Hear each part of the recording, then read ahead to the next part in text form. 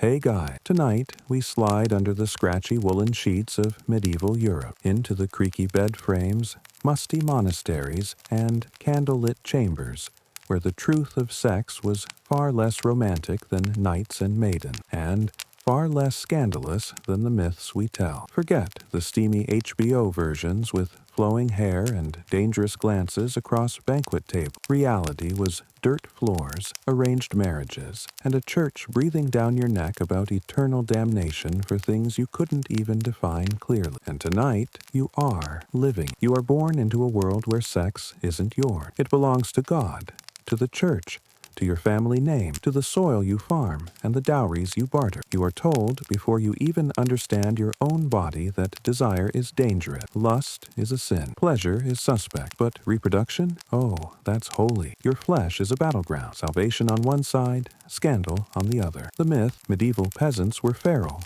rutting behind haystacks, unchecked and animalistic. The reality, your neighbors were watching, your priest was lecturing, and the law was waiting to make an example of you. Sex was heavily legislated: when, with whom, in what position, even on which day. Entire calendars were mapped around prohibitions. Lent, no sex. Advent, no sex. Fridays, definitely not. Sundays, don't even think about it. In fact, up to a third of the year was officially sex-free, if you followed the rule. Some people actually kept lists. Imagine scratching down in parchment: do not attempt on Wednesdays after Vespers, and then forgetting, panicking at confession, trying to remember if the forbidden day was Thursday or Friday. The priest probably didn't know either, but the guilt was the point. The web of prohibitions was less about accuracy and more about ensuring you lived in permanent fear. But you don't follow the rules perfectly. Nobody does. You come of age with whispers of what's allowed and what's not. Boys snicker in the fields about the bishop's niece. Girls roll their eyes during sermons. And you, restless, curious, are left piecing together fragments. The bawdy songs of traveling minstrels, the graffiti carved into monastery walls, the medical treatises declaring women to be insatiable creatures, their wombs hungry and wandering, demanding to be filled. Children are warned early. Mothers whisper to daughters, don't let a man touch you, or you'll swell like a goat. Fathers bark at sons, keep it in your breeches, or God will punish you with sword. You learn not from open explanation, but from fear, jokes, and fragments of half-truths. No one talks about pleasure, only sin, danger, and duty. Imagine, you're 16, in a village where people marry early, and life expectancy hovers around 40. The body wakes up before society thinks you should. You sneak glances during market day. Hands brush while exchanging coins. A stolen kiss behind a barn feels like blasphemy, and revelation rolled into one. But then fear. Fear of pregnancy without a husband. Fear of disease. Fear of being caught and flogged. Because unlike the fantasy novels, medieval sex rarely ends in candlelight. It ends in shame, confession, sometimes execution. Yet desire persists. It always does. Confession becomes a weekly ritual. You kneel before a priest, your stomach twisting. He asks questions in detail. Did you touch yourself? Did you think impure thoughts? Did you look too long at the miller's daughter? Priests had entire manuals listing sexual sins, a kind of medieval checklist of desire. The absurdity is this: you learn more about sex from the sins you confess than from any parent or teacher. The priest's scolding becomes your sex education. And yet, outside, the world pulses with desire hidden in plain sight. The church writes manual. Priests warn from pulpits. But in the margins of prayer books, doodles of naked figures appear. In the corners of cathedrals, stone gargoyles grin with exaggerated phalluses. The truth is this: medieval Europe talked about sex constantly, in warnings, in whispers,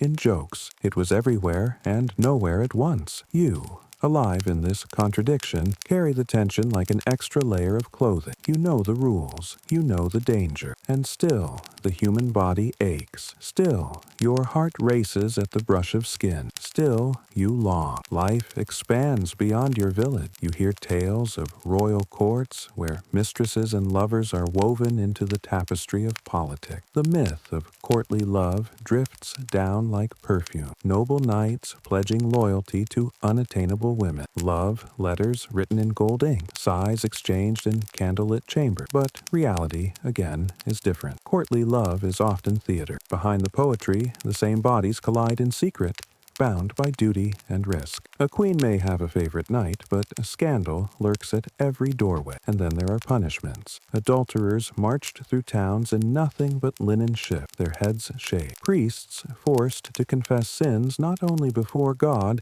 but before their congregation. Women accused of fornication drowned or stoned. The body is policed not just by shame, but by spectacle. Still, the flesh remembers. You feel it when you lay down at night. You feel it in your dreams. No sermon can erase it. No law can suppress it fully. It is there, pulsing beneath the surface of the medieval world. The great, unspoken truth. As you drift toward sleep in your drafty cottage, you know tomorrow the priest will thunder against lust again. But you also know, tonight in the shadows, someone is kissing, someone is laughing, someone is touching, someone is breaking the rule. And maybe, one night, it will be you. You are married now, not for love, but for survival. A peasant marriage is a merger of fields, tools, and livestock. Sex is duty, a nightly attempt at producing heirs who might survive past infancy. For the nobility, it's no different, except with more silk sheets and political strategy. Your bed is an economic engine, your body a tool of lineage. The myth, knights whispering poetry to swooning maidens. The reality, awkward, transactional coupling, often witnessed by servants or family to ensure consummation. Privacy is a modern fantasy. In your world, there are no locked doors,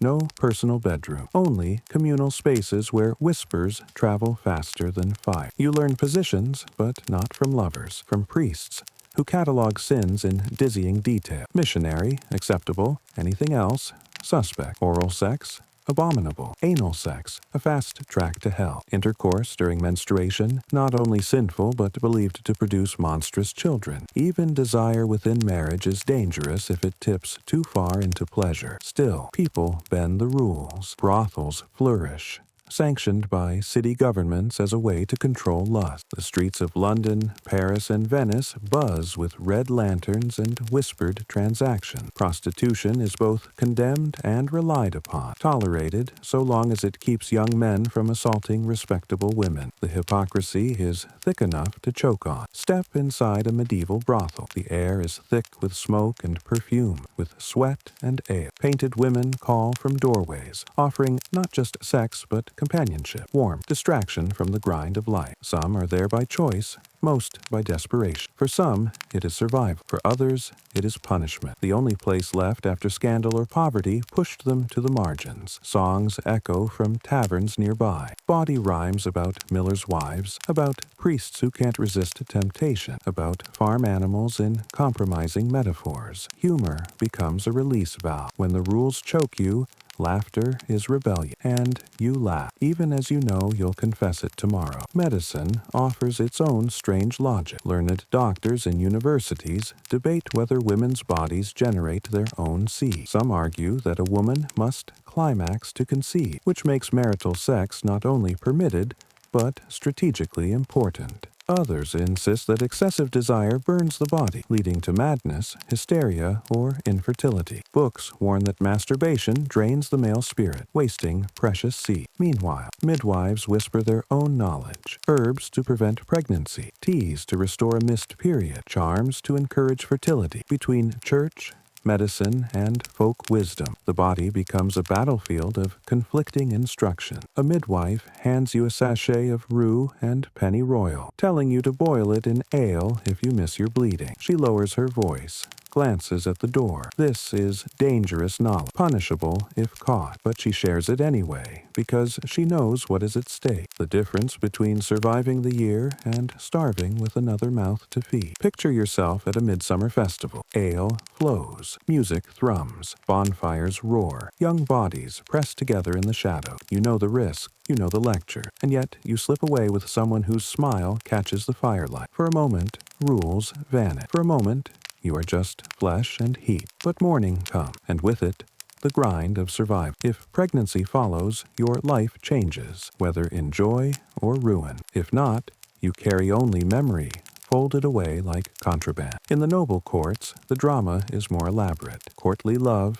songs, poems, vows of loyalty to unattainable women becomes fashionable. But it is theater, not reality. Behind the masquerade, affairs bloom. Illegitimate children appear. Priests thunder about scandal. And yet the songs continue, sweetening the reality of desire with rhymes and lute chords. Among the clergy, hypocrisy runs deep. Monasteries and convents struggle with scandal. Some monks are caught visiting brothels, some nuns accused of secret lovers. Officially, chastity reigns. In practice, human nature refuses to be erased. And then there is violence. Desire is not always gentle nor mutual. Records of rape appear in legal documents, with punishments ranging from fines to mutilation. Though more often, victims are silenced, married off, or shamed into silence. For women especially, sex is rarely just desire. It is risk, burden, and danger. You know this when you see neighbors shamed for pregnancies they did not choose. You know this when whispers spread about a lord who takes what he wants without consequence. But not everything is bleak. There is tenderness, too. You remember slipping a note to your lover, folded so small it could be hidden in a sleeve. You remember laughing until your stomach hurt at a filthy song sung in a tavern. You remember holding hands under the table, the simplest rebellion against a world of rule. Yet, even here, humanity refuses to collapse entirely into fear. People laugh, they joke, they sing bawdy ballads in taverns, filled with innuendo and wit. They carve obscene doodles into the margins of holy manuscript, little cartoons mocking the rules that govern them. They share love letters folded and hidden away, proof that even in a world of rules, tenderness survives. You live this contradiction daily. Your bed is both duty and desire. Your body is both sacred and sinful. You find yourself longing, laughing, fearing, and surrendering, all in the same night. Sex is not an escape. It is a mirror, showing you the truth of your own frailty, hunger, and humanity. Time passes. You are older now, your body weathered, your hair streaked with gray. You've seen desire burn bright, and you've seen it collapse into scandal. You've watched neighbors whipped through the streets for adultery, seen women drowned in rivers accused of fornication, watched priests preach chastity only to slip into brothels by night. The myth, the Middle Ages as a prudish wasteland, void of passion. The reality, passion was everywhere, but always shadowed by fear, punishment, and hypocrisy. You live through the Black Death. Death carts roll through the streets. The church tightens its grip, warning that plague is God's punishment for sin, for lust, for unchecked desire. And yet, after the funerals, after the grief, festivals become wilder, brothels busier, because what is left to fear when death lurks around every corner? Carpe diem, medieval style. Some dance in graveyards, holding hands, laughing in defiance. Some take lovers without shame, reasoning that the world is ending anyway. Others collapse into guilt, convinced every cough is God's judgment for last night's embrace. The plague changes nothing and everything at once. Desire does not vanish. It only grows louder in the face of mortality. In towns, moral panics rise. Authorities crack down on sodomy, prostitution, and adultery, desperate to reassert control. Punishments grow harsher. Public shaming, mutilation, exile. But still, the human body resists obedience. Still, hands wander in shadows. Still, love letters slip under doors. Still, laughter fills taverns after curfew. You see neighbors hauled before courts, accused of sins whispered by jealous rival. You see lovers separated by decree, only to find one another again at harvest festivals. You see the endless tug-of-war between rules and reality, the futile attempt to legislate what cannot be killed. And in art, oh, the art. Marginalia in illuminated manuscripts fills with naughty drawings, monks sketching rabbits in compromising positions, grotesques with oversized genitals cavorting in the corners of holy text. Cathedrals themselves are littered with obscene carving, hidden among saints and angels, sacred and profane side by side, as though medieval people needed to remind themselves that desire, however forbidden, was inescapably human. You reflect, why carve lust into the very stones of cathedral? Perhaps to frighten, perhaps to mock, perhaps to acknowledge what everyone already knew, that desire cannot be erased. It can only be disguised,